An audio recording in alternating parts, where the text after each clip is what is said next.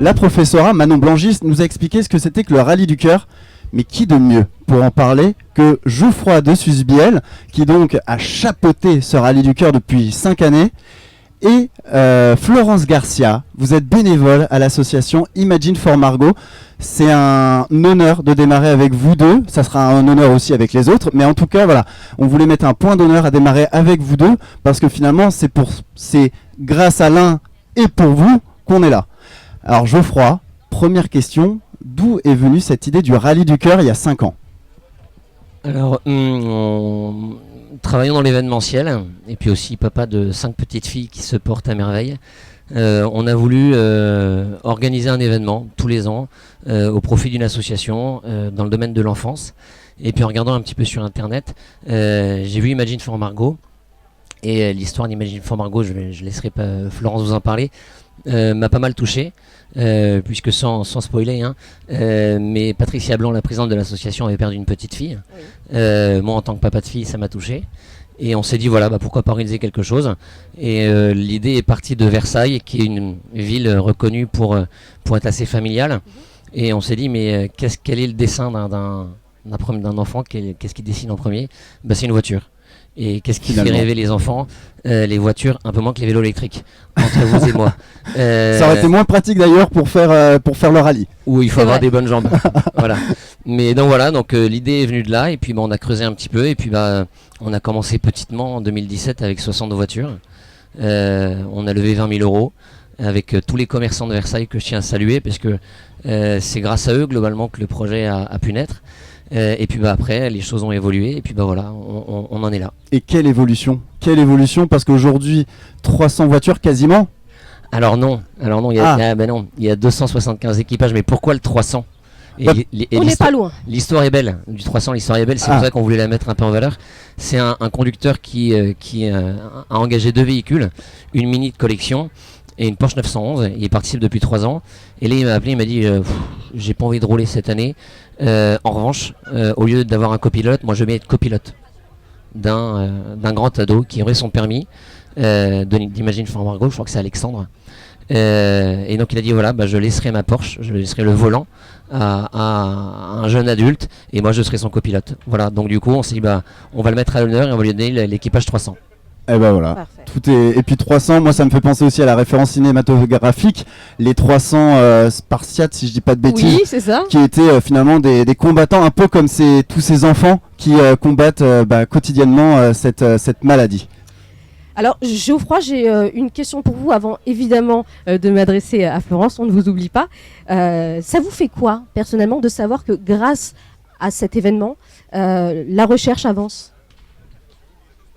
En fait, cet événement, on le fait pour 2 raisons. La première, bien entendu, de verser, de récolter des dons pour Imagine for Margot, pour la recherche.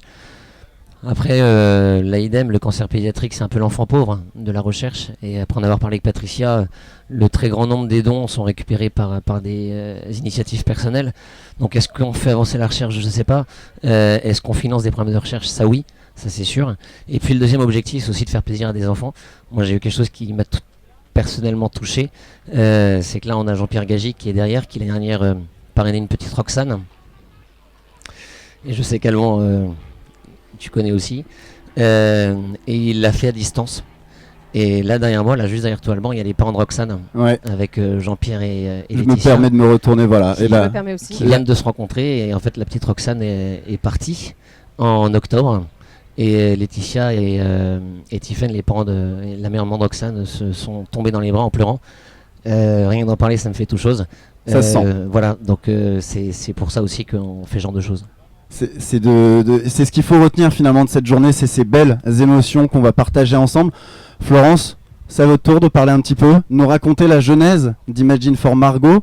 Ça a été lancé donc par Patricia Blanc et son mari suite au décès de leur fille Margot. Tout à fait, il y a 10 ans, en 2011, la fille de Patricia et Olivier Blanc est décédée d'une tumeur au cerveau. Et pendant toute la maladie, en fait, Patricia et Olivier se sont rendus compte qu'il n'y avait pas de médicaments pour les enfants. on donnait aux enfants des médicaments d'adultes qu'on divisait par rapport à leur poids. Mais en fait, ce n'était pas du tout, il n'y avait pas de recherche pour ça.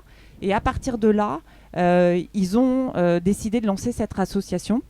Et ils ont retrouvé aussi dans les carnets de leurs filles un message qui était Go Fight Win. Et donc voilà, à partir de là, ils ont décidé. En français, je me permets, vas-y, bats-toi, gagne. Exactement. Et à partir de là, ils se sont dit comment on peut faire ça. Et ils ont réfléchi et ils ont monté cette association Imagine for Margot. Et l'histoire, elle est incroyable, je me permets, mais Margot a récolté des fonds. Tout aussi. à fait. Elle a fait une collecte avant son décès et si je me souviens bien, je crois même qu'elle avait récolté 100 000 euros. 103 000 pour 103 être 000, précis. voilà. Ah, aussi. Alors, Florence Garcia, vous financez non pas un, mais 2 programmes. Est-ce que vous pouvez nous en parler? Alors, je laisserai plutôt Patricia vous parler tout à l'heure. En fait, vous aurez Très bien. Patricia et Ah ben, Patricia avec grand plaisir. vous expliquera ça beaucoup mieux que moi. Eh bien, le rendez-vous est pris. Voilà, je préfère lui Sans laisser la problème. parole. Attention, Très c'est bien. dit, hein, on le retient, c'est Oui, dans la mais boîte. Patricia vous dira ça beaucoup mieux que moi. Parfait.